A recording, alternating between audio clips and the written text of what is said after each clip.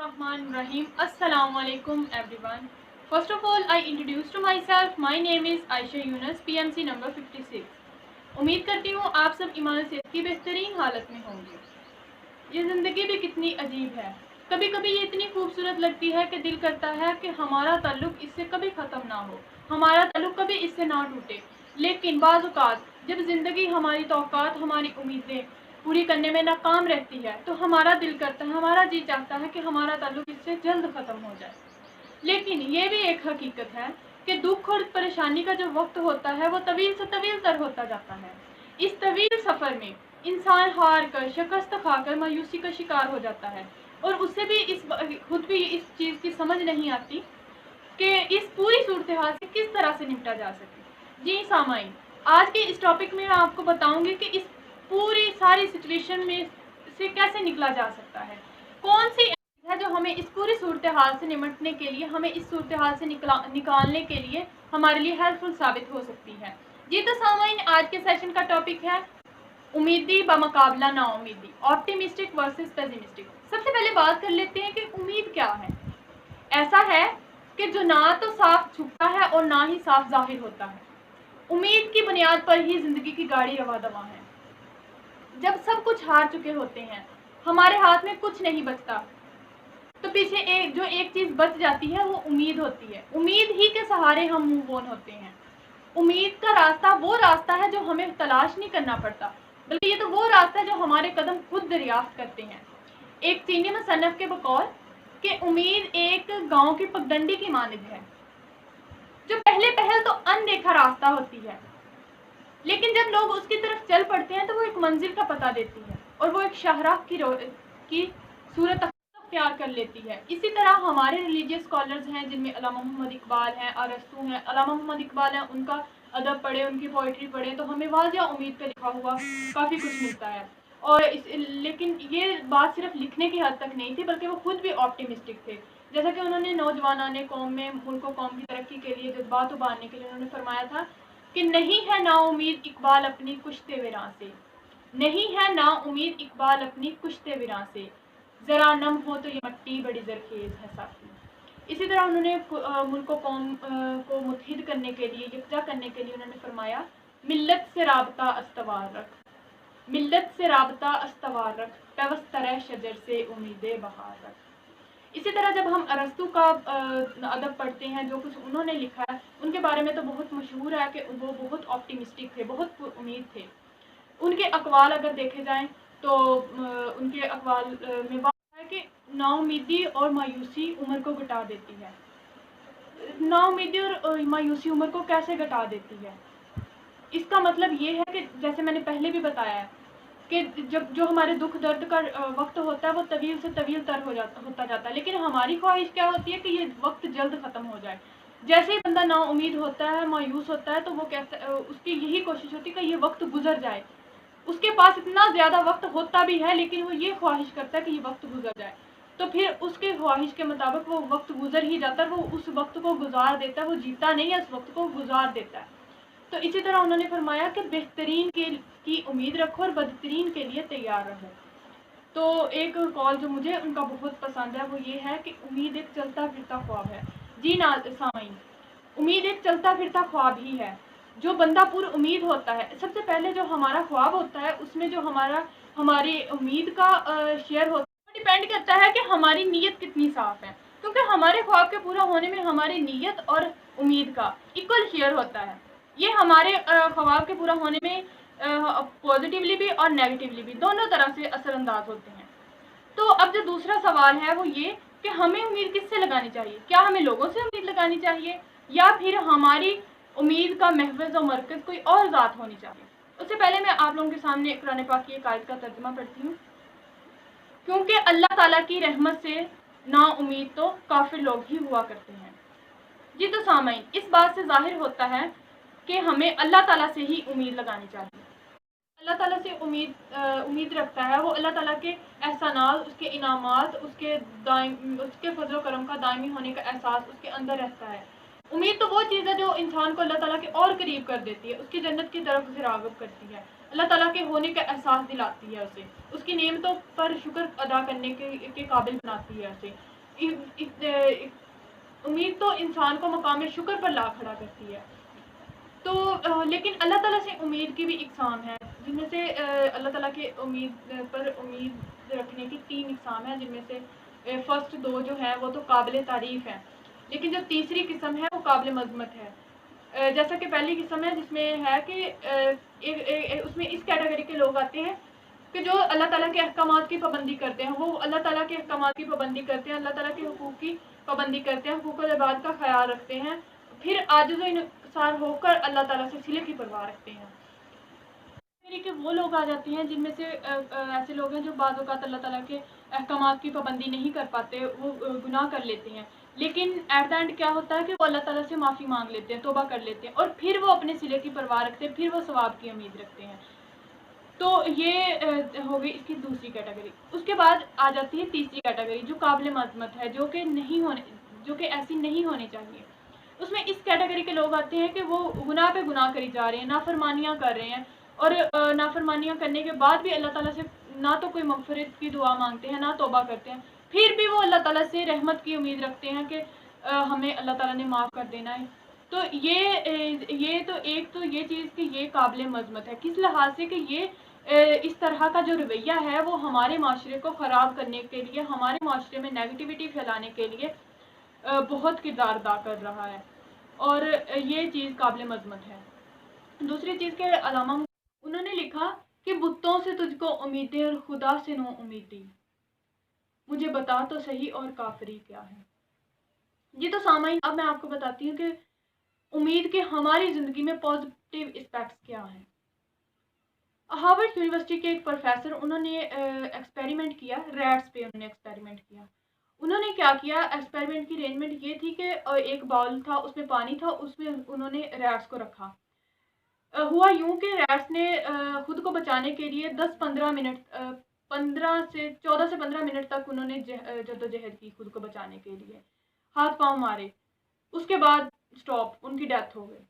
پھر انہوں نے کیا کیا، سیم ایسے ہی ایک اور باؤل لیا، اس میں واٹر ڈالا، اس میں پھر ریٹس کو رکھا اور انہوں نے بھی اتنے ہی ٹائم انہوں نے بھی جدوجہد کی، ایون کہ وہ مرنے کے قریب تھے، جب 15 مکمل ہونے والے تھے، تو انہوں نے کیا کیا، ان ریٹس کو پانی میں سے نکالا، سائڈ پہ رکھا، انہیں خشک کیا، انہیں کھلایا پلایا، دین انہوں نے پھر انہیں اسی ایک اور باؤل لیا، اس میں انہوں نے رکھ دیا۔ تو آپ یقین کریں کہ ان ایکسپیکٹڈ ریزلٹس آئے۔ وہ ریٹس جو خود کو بچانے کے لیے 10-15 منٹ جدوجہد کرتے تھے، اب کی بار انہوں نے کیا کیا کہ پورے 60 آورس یعنی 60 گھنٹے انہوں نے کوشش کی خود کو بچانے کے لیے۔ تو اس سے ہمیں کیا سبق ملتا ہے کہ انہیں ایک امید، ان کے اندر ایک امید جاگ اٹھی، انہیں لگا کہ جیسے ہمیں پہلے بچا لیا گیا، اس دفعہ بھی ہمیں۔ اس سے پہلے تو انہیں پتہ ہی نہیں تھا کہ ہم پانی میں رکھتے گئے، اب ہم نے مر جانا، ان کا یہی کانسیپٹ تھا۔ لیکن جب انہیں پتہ چل گیا کہ ہمیں پہلی دفعہ ہمیں بچا لیا گیا، تو شاید اب بھی بچا لیا جائے، یہ جو شاید تھا یہ امید تھی، انہیں امید تھی کہ ہمیں بچا لیا جائے گا، تو انہوں نے خود کو بچانے کے لیے جدوجہد کی، اتنی دیر جدوجہد کی۔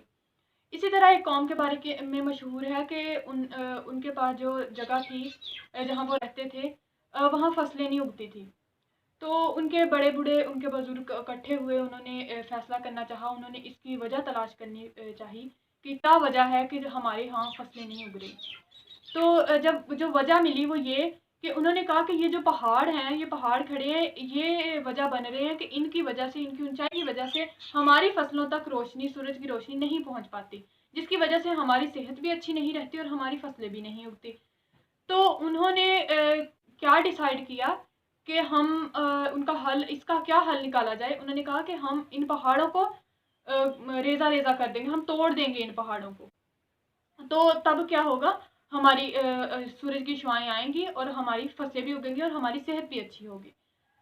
تب یہ خیال کہ پہاڑ توڑنے کا خیال پہلے عجیب لگا کہ پہاڑوں کو بھی توڑا جا سکتا ہے، لیکن انہوں نے کہا کہ اگر آج ہم چپ کر کے بیٹھ گئے تو کل کو جو ہماری نسل ہوگی وہ بھی اس چیز کو اگنور کر دے گی، وہ بھی چپ کر کے بیٹھ جائے گی، کہ ہم یہ نہیں کر سکتے. انہوں نے اس امید سے کہ آج ہم یہ کام سٹارٹ کر دیں گے, کام شروع کر دیں گے, بھلے ہم پورا کریں یا نہ کریں, لیکن ہم شروع کر دیں گے, ہماری آنے والی نسل اس کو پورا کر دے گی.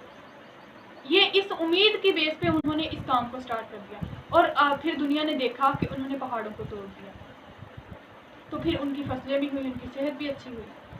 اسی طرح یہ تو ساری باتیں تھیں امید پہ. اب اگر ہم بات کریں نا امیدی کی, مایوسی کی, تو مایوسی کیا ہے؟ مایوسی, نا امیدی بیماری ہے, کفر ہے, عذاب ہے. جو بندہ مایوس ہو جاتا ہے, جو بندہ پریشان رہتا ہے, وہ وہ ان حالات کوشش کرتا ہے, لیکن اس کی سوچ جب وہ بار بار شکست کھا کر گر چکا ہوتا ہے, اس کی سوچ اسے اس طرف راغب کرتی ہے, اس طرف اٹریکٹ کرتی ہے کہ وہ یہ سوچنا سٹارٹ کر دیتا ہے کہ اب وہ مکمل طور پر تباہ ہو چکا ہے, وہ مکمل طور پر اس چیز میں دنس چکا ہے, اب اس کا نکلنا مشکل ہوتا ہے, اور پھر وہ کفر کی روش اختیار کرتا ہے. ہم نے بارہا سنا ہوگا کہ مایوسی کفر ہے, لیکن بہت کم لوگ ہوں گے جو اس کا مفہوم جانتے ہوں گے کہ مایوسی کفر کیسے ہے. دیکھیں, کفر کیا ہوتا ہے؟ انکار, اور انکار کرنے والے کو کافر کہتے ہیں. انکار کس چیز کا؟ اس ٹاپک میں یہ انکار اس چیز کا کہ وہ اللہ تعالیٰ کی رحمت کا انکار کرتا ہے, وہ اللہ تعالیٰ کے ہونے کا انکار کرتا ہے. جب وہ بارہا گر چکا ہوتا ہے, شکست کھا کے ہار چکا ہوتا ہے, تو وہ اس چیز کا انکار, اس کے دماغ میں, اس کے ذہن میں یہ سوالات پیدا ہونے شروع ہو جاتے ہیں کہ اللہ ہے. تو یہ کافرانہ روش ہے کہ آپ اللہ تعالیٰ کے ہونے کا انکار کرتے ہیں. تو اس طرح سے مایوسی کفر ہے. جیسا کہ ہمیں پتہ بھی ہے کہ مایوسی کفر ہے, لیکن ہم دیکھتے ہیں کہ آج مایوسی کا ہی راج ہے. لوگ اپنی زندگی کی الجھنوں سے تنگ آ کر خودکشی کو ترجیح دیتے ہیں. جیسا کہ لیکن زندگی تو زندہ دلی کا نام ہے نا. تو جیسا کہ حضرت امام بخش ناصر نے فرمایا تھا کہ زندگی زندہ دلی کا نام ہے, مردہ دل کے خواب دیا کرتے ہیں. اسی طرح سے ہمارے پیارے نبی حضرت محمد صلی اللہ علیہ وآلہ وسلم, انہوں نے بھی مایوسی کو سخت ناپسند کیا ہے. آپ صلی اللہ علیہ وآلہ وسلم نے اس سے نفرت کا اظہار کیا ہے. حدیث شریف ہے, آپ صلی اللہ علیہ وآلہ وسلم نے فرمایا کہ اللہ تعالیٰ سے ہمیشہ اچھے کی امید رکھو, رحمت کی امید رکھو. اللہ تعالیٰ بندے پر اس کے گمان کے مطابق ہی ظاہر ہوتا ہے. بس جیسا وہ اللہ سے گمان رکھے گا ویسا ہی اللہ اس سے سلوک کرے گا. اسی طرح ایک اور حدیث شریف میں ہے, رسول اللہ صلی اللہ علیہ وآلہ وسلم نے فرمایا کہ ایک گنہگار آدمی اس آدمی سے بہتر ہے جو عبادت گزار ہونے کے باوجود بھی اللہ تعالیٰ کی رحمت سے نا امید ہے, جو اللہ تعالیٰ کی رحمت سے مایوس ہے. اسی طرح یہ تو بات ہو گئی کہ ہم اللہ تعالیٰ سے رحمت کی امید رکھنی چاہیے اور ہمیں مایوس نہیں ہونا چاہیے, کیونکہ مایوسی کفر ہے, گناہ ہے, بیماری ہے, عذاب ہے. اب بات آتی ہے کہ ہم کیسے کسی کو امید دلا سکتے ہیں, کیسے کسی کو امید کی بیس پہ ہم کسی کو موو آن کروا سکتے ہیں, یا خود جب ہم پہ ایسی کنڈیشنز آ جائیں تو خود کیسے موو آن ہو سکتے ہیں. اگر اپنی بات کریں تو اس کے لیے ہمیں چاہیے کہ جب ہم پہ ایسا برا وقت آئے, ایسے ڈپریشن کا ہم شکار ہوں, تو اس ٹائم ہمیں اللہ تعالیٰ کے احسانات کو یاد رکھنا چاہیے. جو ہمارا جو اچھا وقت گزر چکا ہے اس کو. یہ تو بات ہوگی کہ جب بندہ خود نا امید ہوا ہو, خود ڈپریشن کا شکار ہو, تو خود کو کیسے موٹیویٹ کرے, خود کو کیسے موو آن کروائے. لیکن جب بات آتی ہے دوسروں کی, تو اس کے لیے کنڈیشنز کچھ اور ہوتی ہیں, کیونکہ سب کا مائنڈ سیٹ ایک جیسا نہیں ہوتا. سب سے پہلے تو ہمیں فوکس کرنا ہے اس بندے پہ کہ اس کا مائنڈ سیٹ کیسا ہے, اس کی بات کو سننا ہے, پہلے غور سے اس کی بات کو سننا ہے, بعد میں اسے نصیحت کرنی ہے, بعد میں اسے امید دلانے کی کوشش کرنی ہے.